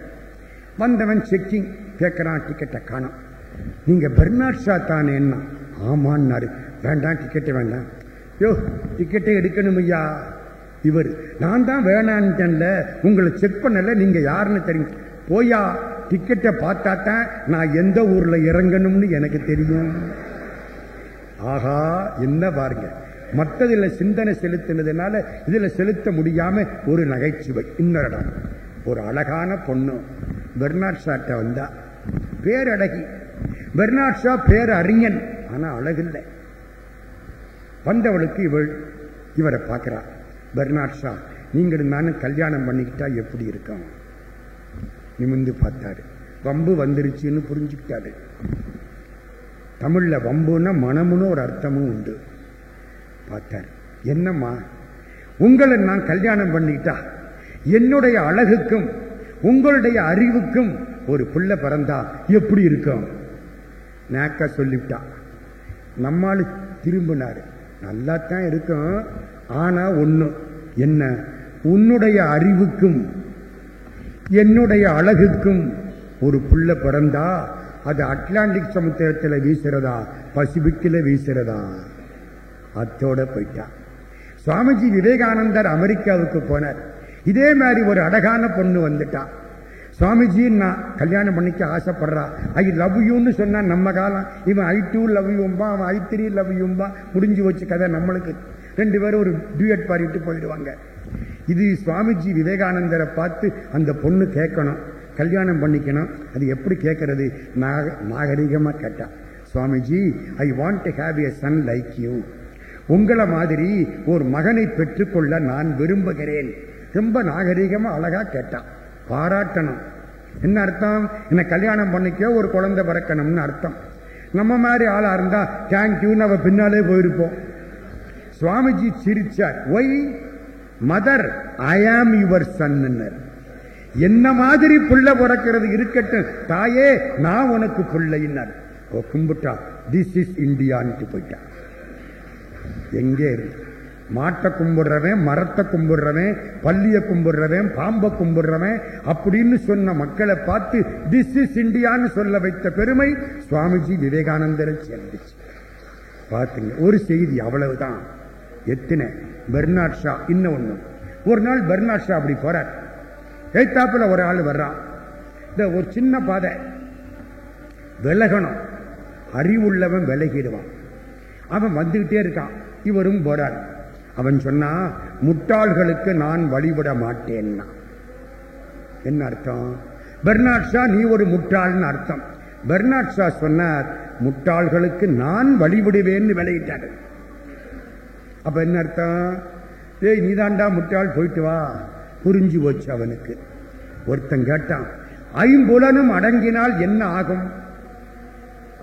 ஐம்புலனும் அடங்கினால் கடவுளை அறியலாம்னு சொல்லணும், கடவுளை அடையலாம்னு சொல்லணும். நகைச்சுவ மன்றத்து அன்பர், ஐம்புலனும் அடங்கினால் என்ன ஆகும்? ஆம்புலன்ஸ் வரும். ஆமா, வேற என்னங்க? ஒருத்தன் கேட்டானா, அடக்கமான பொண்ணா வேணும் நானா? அடக்கமான பொண்ணா சுடுகாட்டில் போய் பாருன்னு. இங்கதானே அடக்கமான பொண்ணு கிடைக்கும், வேற எங்கடா அடக்கமான பொண்ணு கிடைக்கும்? அடக்கம் உள்ள பொண்ணுங்கணும். இவன் புரியாத்தனமா அடக்கமான பொண்ணுன்ட்டான். அடக்கமான பொண்ணு வேணும்னா சுடுகாட்டில் போய் பாரு. பொண்டாட்டி சொன்னாலாம், நான் கல்லூரியில் குரங்கு வேஷம் போட்டேன், செகண்ட் பிரைஸ் நானா. புருஷன் சொன்னானா, வேஷம் போடாம போயிருந்தா ஃபர்ஸ்ட் பிரைஸ் கிடைச்சிருக்கு. எவனோ மாட்டிக்கிட்டு ஹஸ்பண்ட் பட்ட பாடு. கல்யாணம் ஆச்சு, ரொம்ப வேடிக்கை.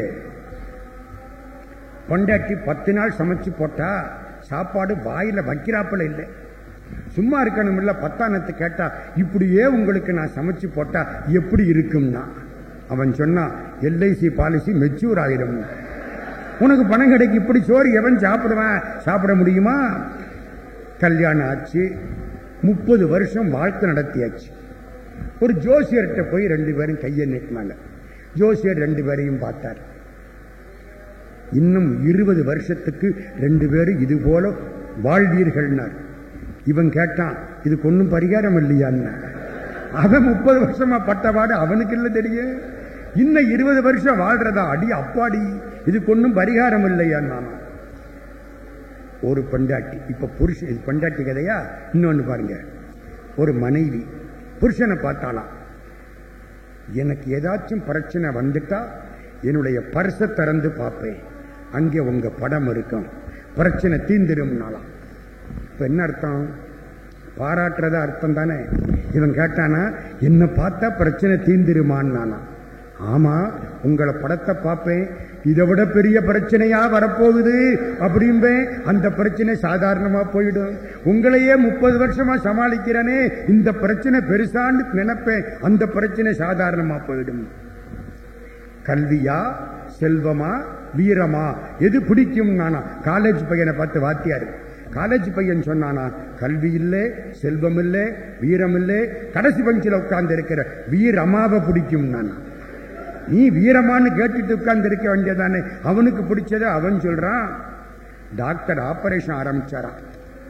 ஒரு மாலையை கொண்டாந்து மாட்டிட்டாரு. நோயாளி படுத்து கிடக்கணும். டாக்டர், எனக்கு இதான் முதல் ஆபரேஷன் நானா. டாக்டர் சொன்னாராம், எனக்கு இதான் முதல் ஆபரேஷன் நானா. இவனுக்கு பாதி கைகால் ஆடி போச்சு. இந்த மாலை எதுக்குன்னு நானா, சக்சஸ் ஆனா எனக்கு, இல்லாட்டி உனக்கு. ஒரு டாக்டரை பார்த்து பேஷண்ட் சொன்னானா, டாக்டர் நீங்க தெய்வம் மாதிரி. டாக்டர் சொன்னாரா, கவலைப்படாதே, ஆபரேஷனுக்கு அப்புறம் நீயும் தெய்வம் ஆயிடுவே. என்ன இதெல்லாம் நம்ம சாதாரணமா சிரிச்சா என்ன ஆகும்? ரத்த ஓட்டம் வேகப்படும். அப்போ ஆக்சிஜன் அதிகமா கிடைக்கும், உடம்பு நல்லா இருக்கு. எத்தனை வியாதி வந்தாலும் சரி, மகிழ்ச்சியோடு நாம் சிரிப்போமே, ஆனால் துன்பம் போயிடும். பஸ் மீது நாம் ஏறினாலும், பஸ் நம்மீது ஏறினாலும் டிக்கெட் எடுக்க வேண்டியது நாம தான். நான் ஒருத்தன், ஆமா, பஸ்ல ஏறினாலும் நம்ம டிக்கெட் எடுக்கணும், பஸ் நம்ம மேல ஏறினா டிக்கெட் எடுத்துடணும். என்ன, பஸ் மேல நம்ம ஏறினா பிரியாணி, நம்ம மேல பஸ் ஏறினா பிரியாணி. ஒருத்தன் சொன்னா, இதெல்லாம் வேடிக்கைகள்.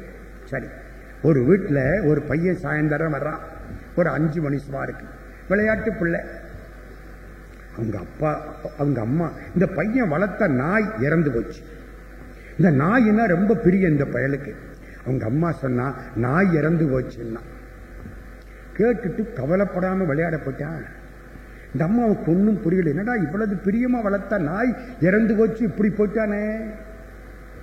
பார்த்துக்கிட்டே இருக்கா.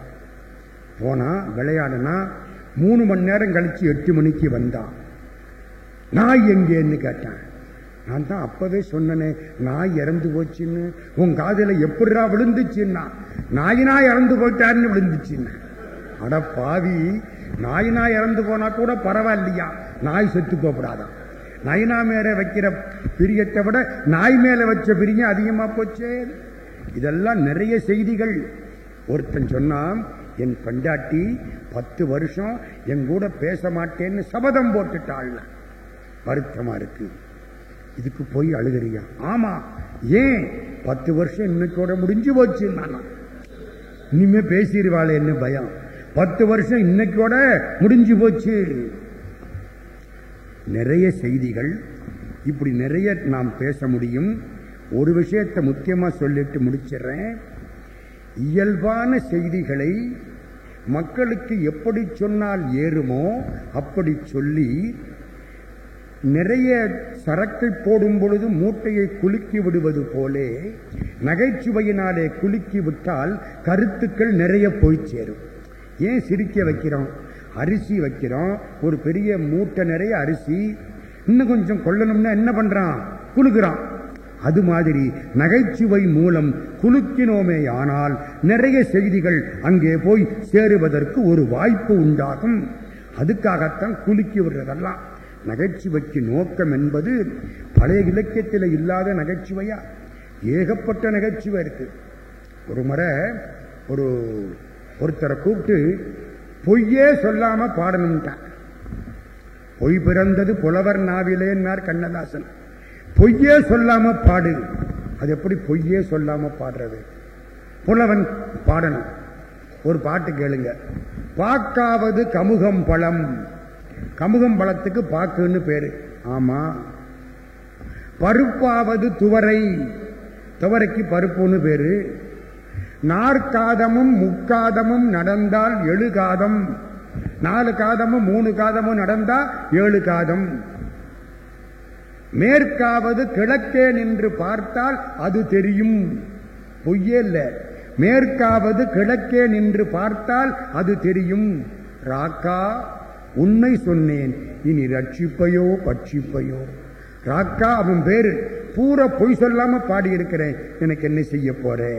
சாதாரண வெள்ள பாட்டு. இந்த இடம் பெரியார் மன்றம். ஐயா அப்பே வந்த பொழுது திருநீறு பூசிக்கிட்டு இருப்பார்னு சொன்னாங்க. அத ஒரு அன்பர் வந்து பட்டையினார். அப்புறம் அந்த பட்டை இல்லைன்னு சமாளிச்சார். உங்களுக்கு 2 செய்தியை நான் சொல்லணும். அப்பத்தான் பெரியாருக்கு நன்றி செலுத்தின புண்ணியம். 2 செய்தி கடைசியா சொல்றதுக்கு வச்சிருந்தேன். திருவி கல்யாண சுந்தர முதலியார் திருவாசகத்திலே ஈடுபட்டவர், திருமுறைகளிலே ஈடுபட்டவர். திருவிக்காவும் பெரியாரும் நண்பர்கள், ரொம்ப நண்பர்கள். அவரு திருநீர் பூசாம இருக்க மாட்டாரு, இவரு பூச மாட்டாரு. 2 பக்கம். 2 பேரும் நண்பர்கள். ஈரோட்டிலே சைவ சித்தாந்த மகாநாடு. பூரா விபூதி பூசி ருத்ராட்சம் போட்டு சிவபெருமக்கள் ரொம்ப பேர் நிக்கிறாங்க. திருவிக்கா ரயில விட்டு கீழே அழிச்செலவுக்கு பணம் கொடுத்தா கூட குறைச்சலா வாங்கிட்டு போவார். அப்படிப்பட்ட உயர்ந்த மனிதர். ராஜாஜிக்கு திருவாசகத்திலே சந்தேகம் வந்த பொழுது தீர்ப்பதற்கு திருவிக்காட்ட போய் நின்னாராம். திருவிக்கா திருவாசகத்தை ராஜாஜிக்கு சொல்லி கொடுத்தாராம். ராஜாஜி பின்னால் சொல்கிறார், திருவாசகத்துக்கு முன்னுரை எழுதக்கூடிய அதிகாரம், மன்னிக்கவும், திருவாசகத்துக்கு முன்னுரை எழுதக்கூடிய தகுதி எனக்கு கிடையாதுன்னு எழுதினார் ராஜாஜி. திருவிக்கா சொல்லிக் கொடுத்த திருவாசகத்தை படிச்ச பரம். திருவாசகம் எழுதின அந்த நூலுக்கு சிறப்பு அது. திருவிக்கா வந்து கீழே இறங்குறார் ஈரோட்டில். இந்த சைவ சித்தாந்த பெருமக்கள்லாம் வரவேற்க காத்து கொண்டிருக்கிறார்கள். திருவிக்கா இறங்கினார். ஒரு பக்கம் தந்தை பெரியார் நிற்கிறார், அவரு மட்டும் நிற்கிறார். அங்கே ஒரு கூட்டமே நிற்குது. திருவிக்கா எங்க போவார்? வரவழைச்சது அவங்க, பேச சொன்னது அவங்க. பெரியாருக்கும் இவருக்கும் தொடர்பு உண்டே தவிர பெரியார் கூப்பிடல. இப்போ நம்மளா இருந்தா அங்கதானே போயிருப்போம். திருவிக்கா அங்கே இருந்து வேகமா பெரியார் பக்கத்தில் வந்துட்டார். அவங்க எல்லாம் பார்த்தாங்க. என்னுடைய நெடுநாளைய நண்பர், இங்க வந்தா அவர் வீட்டில் தான் தங்குவேன், அங்க போறேன், மாலையில கூட்டத்துக்கு நேரப்படி வந்துடுறேன். துரை மாதிரி அங்க ஒருத்தர், ஐயா நேரப்படி வந்துடுவீங்களா? ஒரு 50 போன் போட்டிருப்பார் எனக்கு. நம்ம மேல அவ்வளவு சந்தேகம் அவருக்கு. இந்த ஆள் வருவானா, எங்கிட்டாவது ஓடி போயிடுவானா, எவ்வளவு சந்தேகம். வந்துடுவேன், முடிஞ்சது. பெரியாரும் திருவிக்காவும் ஒருத்தர் மேல ஒருத்தர் கை போட்டுக்கிட்டு வெளியில வர்றாங்க. என்ன பண்பாடு பாருங்க. வெளியே வந்தா திருவிக்கா சொல்றாரு, ஈரோட்டுக்கு வந்திருக்கேன், காவேரியில குளிக்கணும். காவேரி புண்ணிய தீர்த்தம், அவர் அப்படியெல்லாம் தீர்த்தம் ஆடுறவர். மூர்த்தி தலம் தீர்த்தம் முறையாய் தொடங்கினருக்கு ஓர் வார்த்தை சொல்ல சர்க்குருவும் வாய்க்கும் பராபரமே என்ற தாய்மானார பேசக்கூடியவர். தீர்த்தம் ஆடனும் காவிரியிலேன்ட்டார்.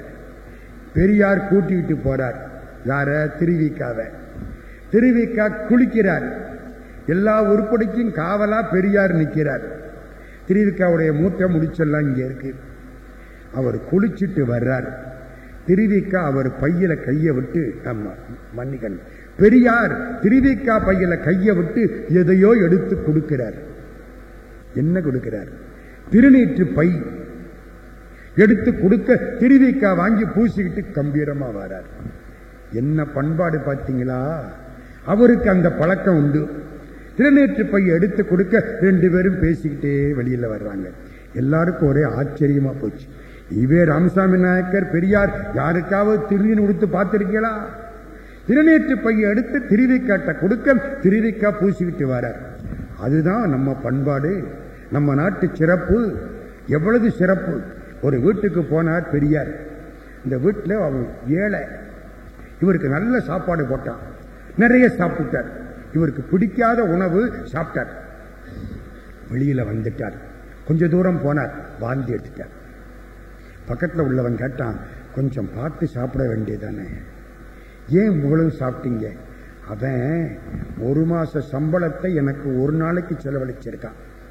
நான் சாப்பிடலைன்னா அவன் மனசு வருத்தப்படும். அதுக்காக சாப்பிட்டேன். இப்ப எல்லாத்தையும் கற்றிவிட்டேன். என்ன பண்பாடு! புத்தருக்கு பேசுறோமில்ல, அந்த பண்பாடு. அதனால நகைச்சுவை மன்றத்து பெருமக்கள் இவ்வளவு பேர் சேர்ந்து இன்றைக்கு நகைச்சுவையை பற்றி பேச வேண்டும் என்று ஆணையிட்டீர்கள். நான் ஒரு தலைப்பு கொடுத்தேன், சிரிப்பும் சிந்தனையும்.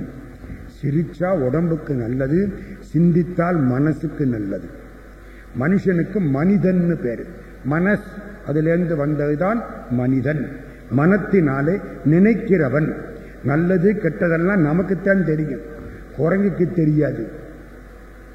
ஒரு ஆளு குரங்க கையில பிடிச்சுக்கிட்டே போனானா, இல்ல மன்னிக்கணும், நாயை கையில பிடிச்சுக்கிட்டே போனானா.